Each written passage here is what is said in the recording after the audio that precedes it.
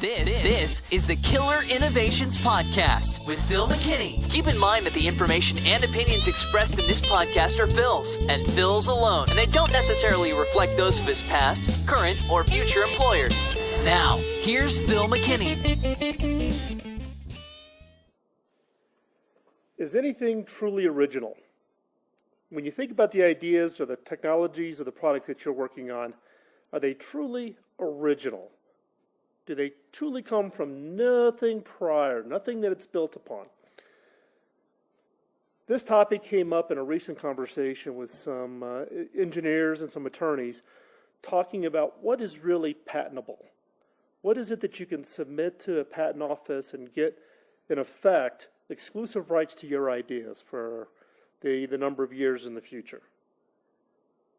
A lot of young engineers think that in order for something to be patentable, it has to be something so original that nothing can exist prior to that. Fortunately, the patent office has recognized that there is no such thing as really no prior inspiration. We build on other people's ideas. We take other people's thoughts and demonstrations and early products and improve upon them. What the patent office looks for is obvious and non-obvious. If what you're working on is just an obvious next step to something that someone else prior was doing, then it is not patentable. If it's non-obvious, if you've made some kind of strange connection, but you've built upon something that somebody else is doing, and you came up with a completely unique and different way to use that, then you can get a patent for it.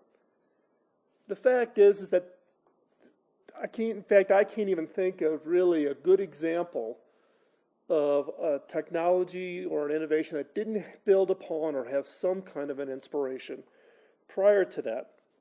And in fact, in the case of when you do file patents, the patent office requires that you have to list prior art in the area of the technologies that came before your patent that has some kind of a connection to it. Now, in today's world, we have lots of examples of inspiration, things that we have worked on that originated because somebody else did something prior to it. You know, the most fundamental one is music, like cover bands. You know, someone taking the music done by somebody else and redoing it, and maybe redoing the theme or the lyrics a little bit to tailor it to them. Hip hop and sampling. You know, where you actually take music snippets from other artists and put them together in unique and different ways. And look at podcasting. Look, when I started this podcast 9.5 years ago, you know, I have to keep reminding myself, you know, we were podcasting before iTunes. But I wasn't the first podcaster. I was one of the early podcasters. But there were podcasters out there before me that actually inspired me to take the risk and start doing what is now this podcast. And for me, what really inspired me to even do the podcast was something that I experienced back in the 80s from a gentleman named Earl Nightingale.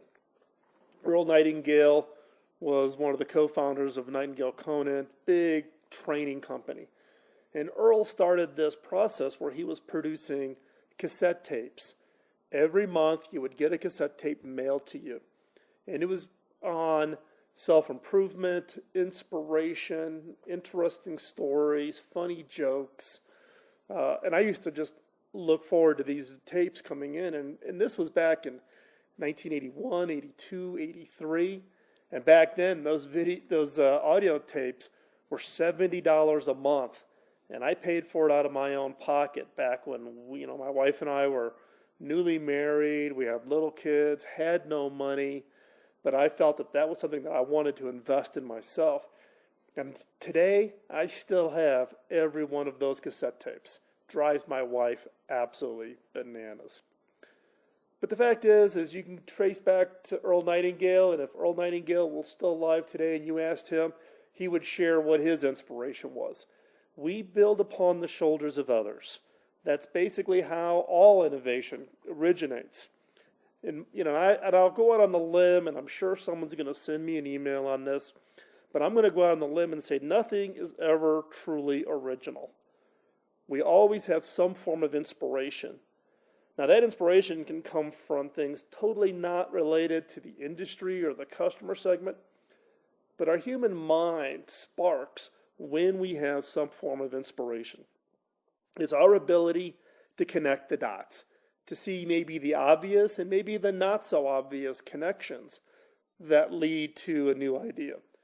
And in fact, I'm trying to remember the title of the book. This is a book that came out a decade ago. If I recall correctly, I think the title is something along the lines of The Pinball Effect. And basically, this book goes back and connects all the dots of things that happen today and can take it all the way back to 14th century, the 12th century, and talks about all the random connections that had to all come together to result in the invention of the automobile or the invention of, gas-powered engines, and etc. So if we look hard enough, there's always some form of underlying inspiration. Now, the fact is that we're all thieves. We steal ideas, we steal inspirations from others. In fact, I just recently finished a book by Austin Kleon, Kleon, called Steal Like an Artist. I got this book when I was up at the TED conference this year up in Vancouver and read it. And he talks about the whole concept of in what we do as artists is really to take something that somebody else has done and modify it. Now, we think of the things, artists like Picasso and others as being truly original, but there's interviews with Picasso where he says, no, I wasn't the first one to do this. I saw somebody else do it, and then I tried it and built upon that. And so the fact of the matter is that we're all thieves. We all steal. We all steal ideas from others and then mash them all up together. The question for you is where do you find ideas to steal? Where is your source of inspiration? If you're a musician, you probably listen to music like crazy and you're looking for indie bands, and you've probably got some phenomenal playlists, which actually I'd probably like to listen to on Spotify that you've created. Music can be one source of inspiration. Reading. Now, I read, I'm probably in the neighborhood of 75 to 100 blogs a week that I scan through very, very quickly. I use Feedly and other types of tools in order to just literally consume what is going on out there and to find inspirations. Now, what I do find is I'll find certain bloggers that I really like, and I'll read all of that material and use that as inspiration. I'm also a big magazine reader. Fortunately, I no longer do it in buying the paper version. I'm all digital for my magazine reading. But I have probably 35 or 40 magazines a month that I read, and I really read them cover to cover. For some of you, it may be watching TV, watching videos, looking for those kind of inspirations on YouTube. And I watch some of those videos on YouTube, some of the more, creative ones. I just saw one with Fallon doing a clip of a bunch of Brian Williams segments, making Brian Williams rap by using single words off of his appearance on TV over the last year. And I'm watching that and I'm going, where in the heck did he come up with that idea, with that inspiration? And I'm sure if I ever get a chance to meet him, I'm going to ask him the question, what was it that inspired you to even think about doing those types of things? Now, in my own mind, I can connect what Fallon did. When I was growing up in the late 60s and early 70s, the big thing then is that you would actually use lyrics from songs to answer or use them as kind of spoof interviews. So you would get your little tape recorder, you would record into the microphone, you'd act like a reporter, you would ask a question, and then you would drop the needle at the right place on your vinyl record to have it play like a 4 or 5 word kind of lyric to a song, and it would be an answer to the question. And this was kind of a thing in school, and you'd swap the tapes around and see who could be the funniest, those types of things. So that's from the 60s and 70s. And then you look at what Fallon did with this Brian Williams video, and if you haven't seen it, you got to go out and watch it. It is hysterical. So watching TV, looking for any kind of those kinds of inspiration, social media, seeing what's trending, finding out what people are interested in, finding out what has kind of caught the passion. The challenge being in today's marketplaces is things are just changing at such a fast pace. It's hard to keep up. I find it hard to keep up. I can literally read and try to, stay up on all the new trends and everything going on.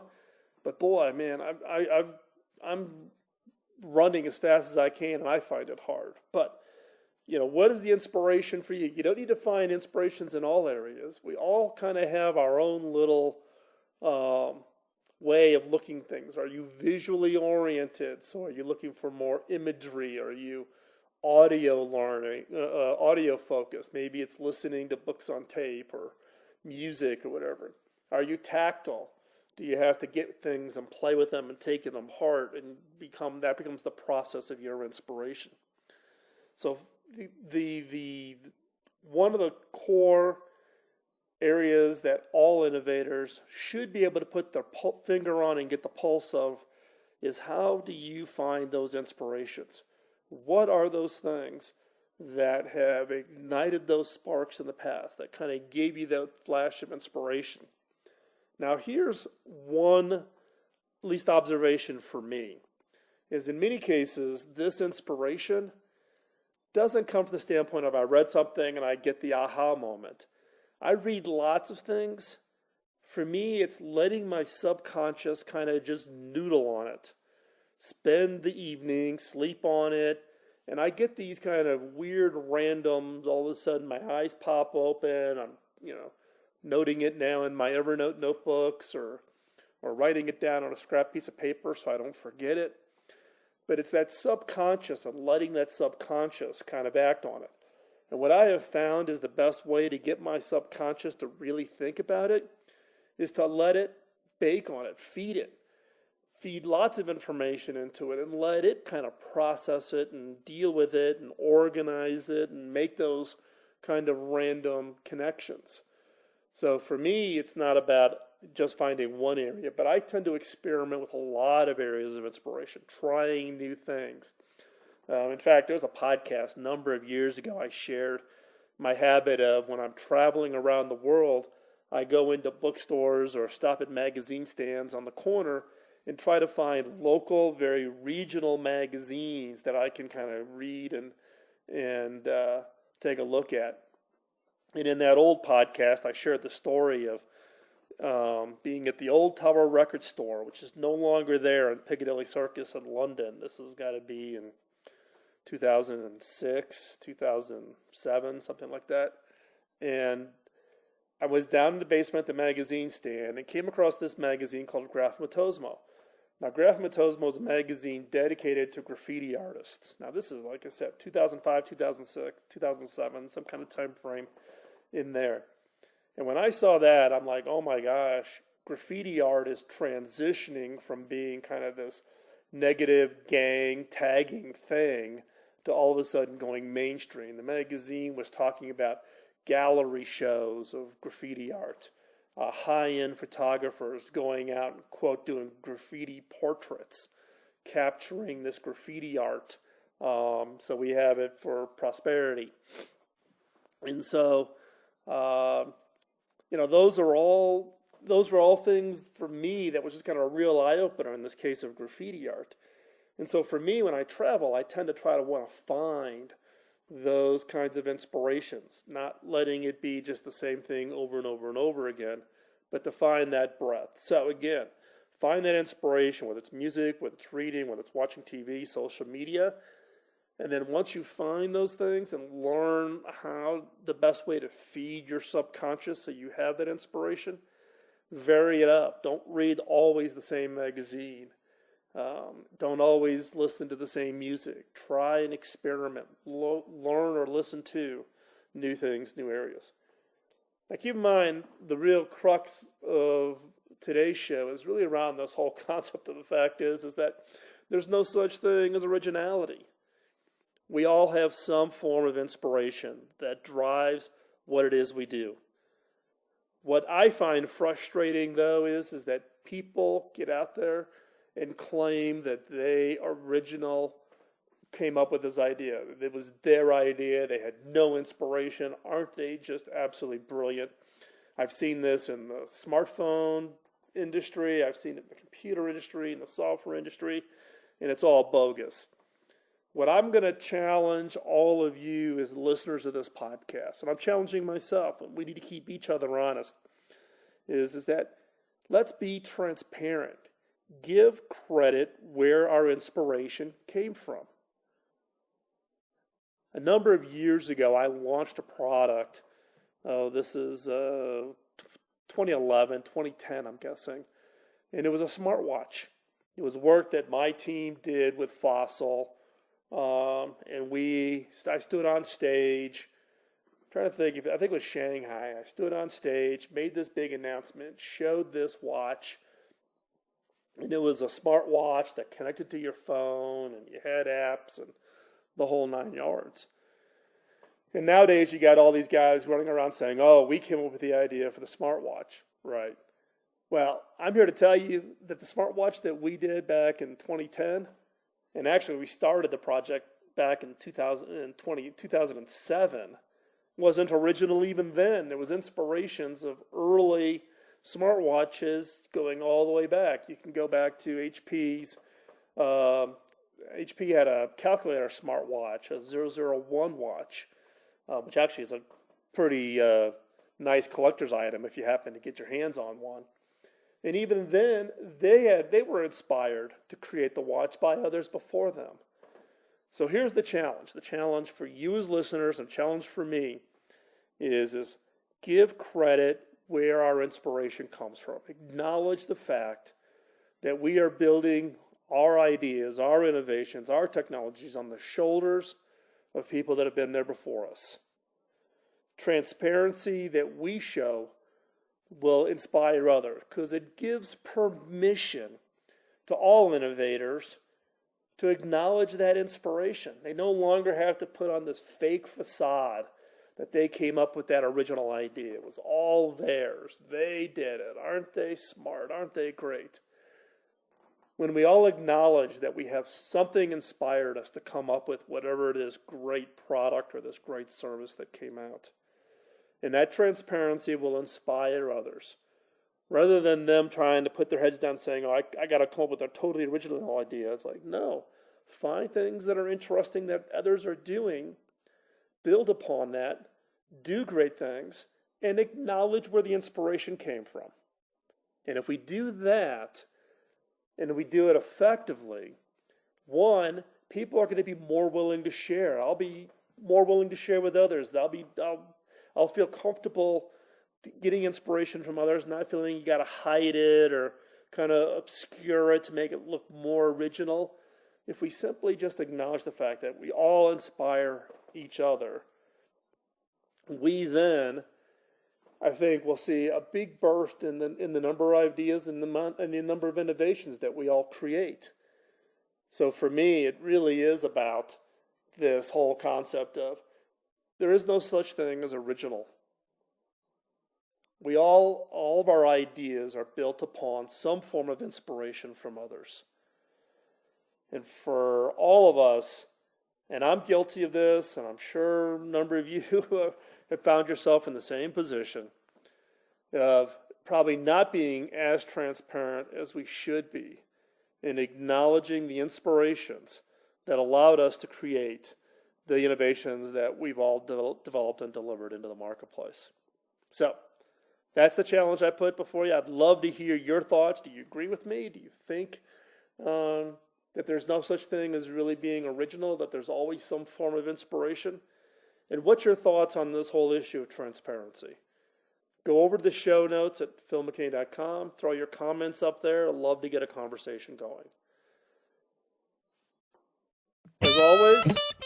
As always, we do thank you for listening to the podcast each and every week. And love to hear your feedback and thoughts. We're doing this live again on Spreaker, so you can hop over there and listen to it.